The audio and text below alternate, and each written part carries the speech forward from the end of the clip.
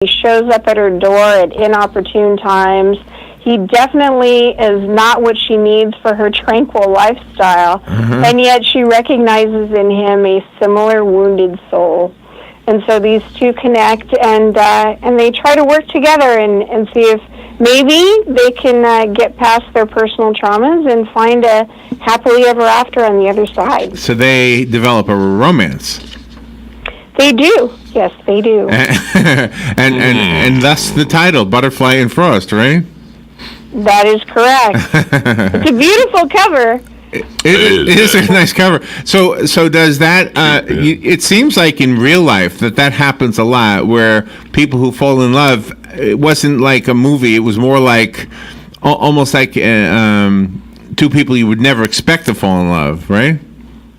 Well, definitely you have that case of opposites attract. You definitely have the case of people who, when they very first meet, dislike each other intensely. And then they turn out to have a relationship later on. Sometimes, we laugh at the people who ended up, getting together and being married and having kids, because when they first met, they were like, oh, I can't stand that guy. Or he'd be like, oh, she's so much work.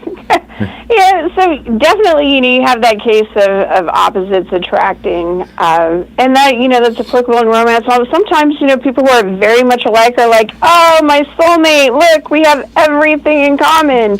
For, humans, we're so different, but right? That wouldn't we're make unique. A good book. Yeah, right. What fascinates us one day is something different the next. That's right. And that wouldn't make a good book if you had that kind of a story, right? It was just, everything's nice. Everything can make a good book. Okay, good. Well, coming from a pro, I'll take your word for it. So as you're creating new characters, is that a challenge since you had so many established characters prior to this? It can be, in that, when readers fall in love with your characters, they just want to keep seeing them. So they want you to continue to write stories about characters even after their story arc is kind of completed. So once the drama's gone and they're living their day-to-day life, this is not really interesting. Folks, you really don't want to read that book. You really want me to move on to a new character who's having some crisis so that we can follow along with them and move on to something else. So introducing readers to new characters is, there's a little bit of hesitation, as there is with any time you meet somebody new. Am I going to like this person? Am I going to want to spend time with them? It's my job to make you want to be with that person. And hopefully I do it. Hopefully I do it well. Why do I keep hearing this and I keep seeing in my mind a TV series coming up? Yeah, right. I mean, this like fits right in. It's like, okay, and now the next chapter and the next chapter, Yeah. Well, I have in your had future? books adapted to film, so I mean that, and it's becoming more popular now. You'll probably see a lot more romance novels which are being adapted into television series and film. It's a great storytelling mechanism that translates very well to the visual medium.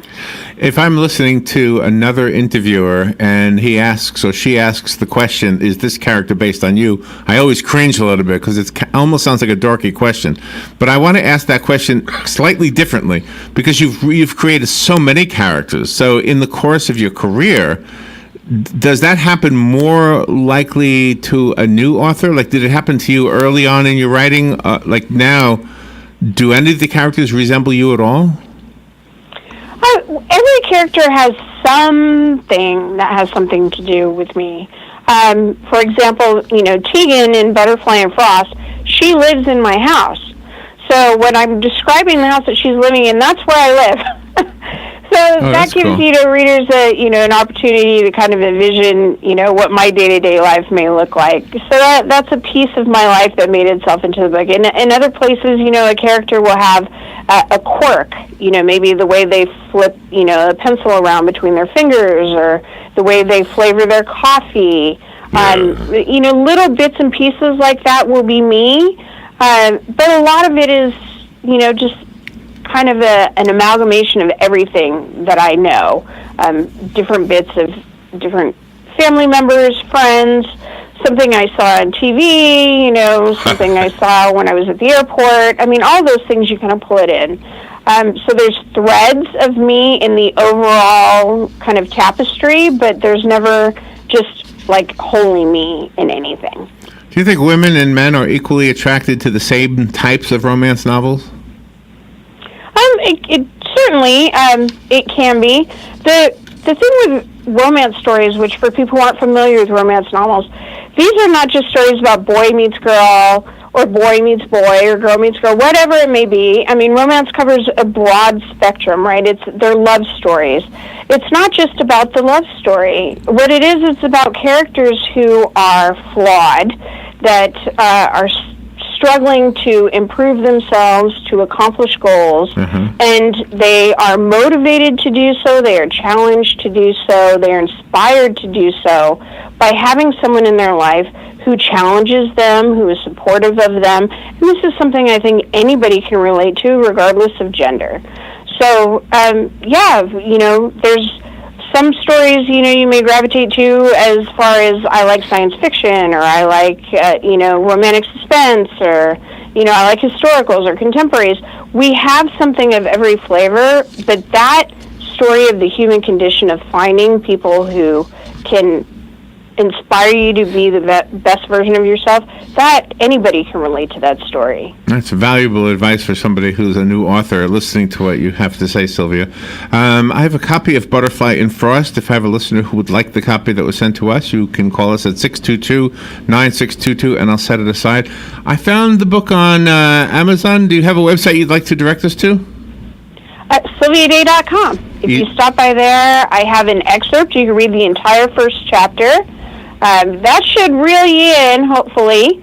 And then I have links to all sorts of different places where you can either order the book online or you can run by there and pick it off the shelf. So are you a disciplined writer? Do you get up every day and start writing at the same time and pretty much wrap it up each day at the same time? No. All right. I wish. I do work every single day. I work for several hours every day. Some days that's writing, and some days it's the business aspect of my job. So it just depends on what's taking precedence that day. So like in this case, I'll be working all day long, but the book is out, so I'm not writing at this point, but I'm still working. Absolutely. So it just depends on which stage of the publication process I'm in. Sylvia, if you're ever in Central Florida, we'd love to have you in the studio. I would love to stop by. Thank you very much for the invitation. And thank you for being on our show. Again, the book is called Butterfly in Frost. Go to Sylvia's website, sylviaday.com, or you can find her books on Amazon or probably everywhere books are sold. You're a superstar, Sylvia. Thank you for sharing your time with us today.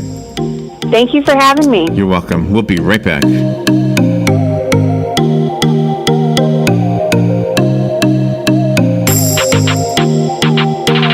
Ocala Business Leaders Incorporated is a group of independent local firms providing a wide range of quality goods and services. Each firm strives to maintain the highest level of professional integrity and 100% customer satisfaction. When you're looking for goods and services, call a member of the Ocala Business Leaders, and we are confident you will be pleased with the results. If you are interested in becoming a member of the Ocala Business Leaders, join us at the Ocala Elks Lodge, 25th Avenue in Ocala, any Wednesday at 7 a.m. and enjoy a breakfast on us. For more information, check OcalaBusinessLeaders.com. Honey Baked Ham at 2709 Southwest 27th Avenue has new